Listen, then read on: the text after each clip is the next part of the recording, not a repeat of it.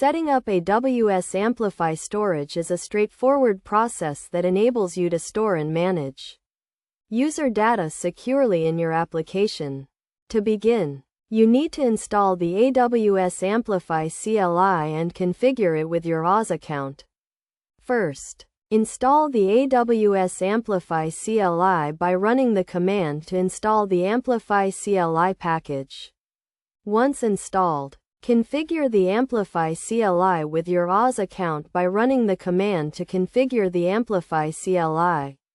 This will prompt you to sign in to your AWS account and authorize the Amplify CLI to access your account. Next, create a new AWS Amplify project by running the command to init the Amplify project.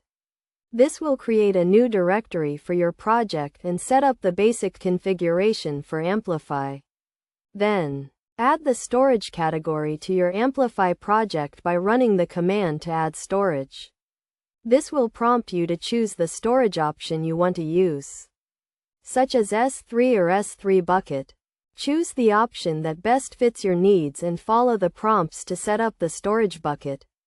Once the storage bucket is set up, you can use the Amplify Storage API to upload and manage files in your application. To use the Storage API, you need to import the Amplify library in your code and configure it with your Amplify project. Then, you can use the Storage API to upload files to your storage bucket. For example, you can use the put command to upload a file to your storage bucket. Best practices for using AWS Amplify storage include using IAM roles to control access to your storage bucket and using encryption to protect your data. You should also use versioning to track changes to your files and use lifecycle policies to manage the retention of your files.